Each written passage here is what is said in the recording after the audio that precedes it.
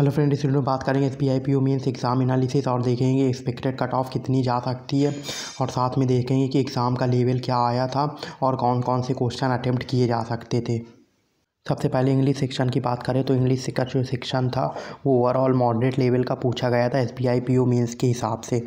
बाकी बात करें 2 आरसी पूछे गए थे, जिसमें आरसी में ही आपको फिलर्स दिए हुए थे और साथ में वर्ड रिप्लेसमेंट के भी कुछ क्वेश्चन दिए हुए थे। एरर डिटेक्शन की बात करें तो एरर डिटेक्शन आया था, जिसमें बताना था आपको नंबर ऑफ़ एरर्स कितनी है। बाकी बात करें क्वांट की तो क्वांट का सबसे हाई लेवल जो पूछा गया है वो क्वांट सेक्शन था।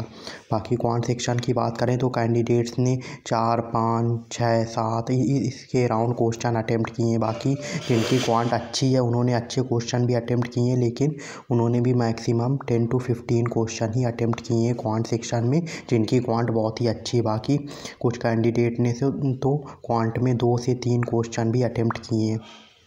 क्वांट सेक्शन की बात करें तो क्वांट में मिसलेनियस एक सीरीज़ पूछी गई थी, जिससे रिलेटेड कुछ क्वेश्चन पूछे गए थे।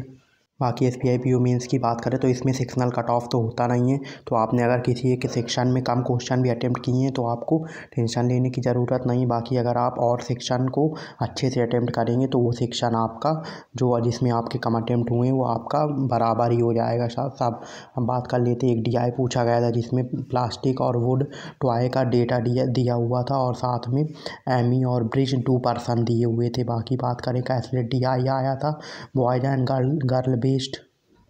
एक मेंसुरेशन बेस्ड डीआई पूछा गया था, जिसमें कोन दिया हुआ था सिलेंड्रिकल कोन, और बाकी एक स्कैटर डीआई आया हुआ था जिसमें इसको स्टॉक बेस्ड डीआई था और उसका टोटल दिया हुआ था 2,40,000। बाकी ये टेबल डीआई था और इसको अटेम्प्ट करने में कैंडिडेट्स को काफ़ी प्रॉब्लम भी हुई थी।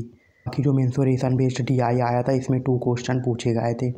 अब बात कर लेते हैं रीजनिंग सेक्शन की। रीजनिंग सेक्शन की बात करें उससे पहले बात कर लेते क्वांट के लेवल के। तो क्वांट का लेवल था मॉडरेट टू डिफ़िकल्ट, ज़्यादातर क्वेश्चन जो थे वो डिफ़िकल्ट ही पूछे गए थे। इवन पेपर की बात करें तो पेपर में जो सबसे टफ सेक्शन पूछा गया था वो था क्वांट सेक्शन। अब बात कर लेते हैं रीजनिंग सेक्शन की। रीजनिंग में कोडेड मल्टीप्लिकेशन के क्वेश्चन पूछे गए थे 3 क्वेश्चन। बाकी कोडेड से लॉग के 2 क्वेश्चन पूछे गए थे, पजल बेस्ड क्वेश्चन पूछे गए थे और सिटिंग अरेंजमेंट के क्वेश्चन पूछे गए थे। लेकिन पजल और सिटिंग अरेंजमेंट काफ़ी ट्रिकी थी, तो जिससे जितने भी क्वेश्चन आए थे पजल और सिटिंग अरेंजमेंट में, उनको अगर किसी ने अटेम्प्ट किया होगा तो उसका अच्छा खासा टाइम उसमें गया होगा। बाकी बात करें एक पजल बेस्ड डायरेक्शन सेंस आया था, जिसमें 8% ऐसे करके बैठे हुए थे। कुछ लोग नॉर्थ देख रहे थे, कुछ लोग साउथ देख रहे थे। बाकी उनको डायरेक्शन के हिसाब से आपको मूव कराना था और इनपुट आउटपुट बेस्ड आया था एक क्वेश्चन, जिसमें 2 से 3 क्वेश्चन पूछे हुए थे और बाकी इसमें मल्टीप्लाई से रिलेटेड कुछ लॉजिक दिया हुआ था और साथ में नंबरों को ऐड और सब्ट्रैक्ट भी करना था बीच बीच में।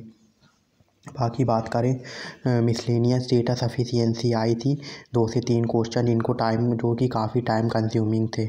तो ओवरऑल रीजनिंग सेक्शन की बात करें तो मॉडरेट टू डिफ़िकल्ट पूछा गया था, ज़्यादातर क्वेश्चन डिफ़िकल्ट थे लेकिन क्वांट के साथ कंपैरिजन में थोड़ा मॉडरेट था।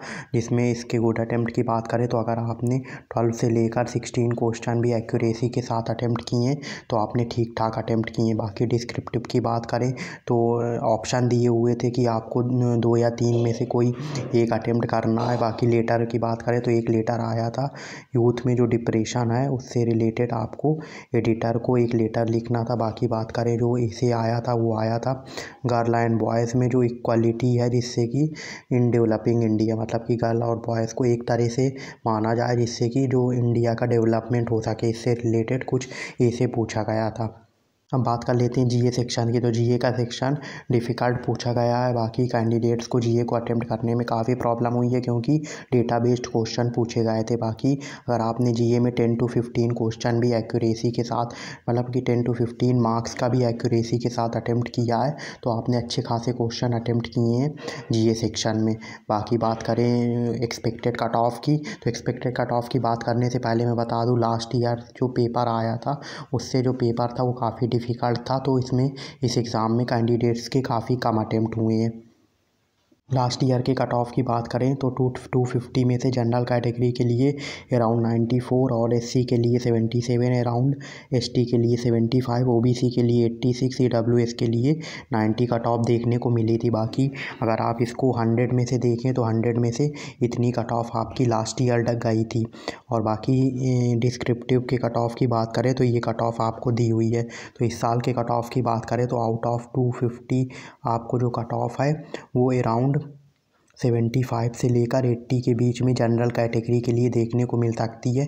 250 नंबर में से आपके अगर इतने नंबर आ रहे हैं 75 से लेकर 80 के बीच, तो आप अपने आप को सेफ जोन में मानकर चल सकते हैं। बाकी अगर आप ओबीसी ईडब्ल्यूएस कैंडिडेट हैं तो आपका कट ऑफ 5 से 6 नंबर कम जा सकता है जनरल कैटेगरी के लिए कट ऑफ से जनरल कैटेगरी के कट ऑफ से 5 से 6 नंबर कम आपका कट ऑफ देखने को मिल सकता है ओबीसी और ईडब्ल्यूएस कैंडिडेट्स का।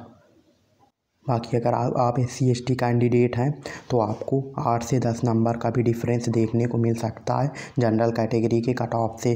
तो आप देख लें कि आपके कितने नंबर बन रहे हैं। बाकी पेपर के लेवल की बात करें तो ओवरऑल अगर लेवल की बात करें तो पेपर का लेवल डिफ़िकल्ट ही था। बाकी इंग्लिश में कुछ कैंडिडेट ने अच्छे क्वेश्चन अटेम्प्ट किए, लेकिन इंग्लिश में एक्यूरेसी बता पाना काफ़ी मुश्किल होता है।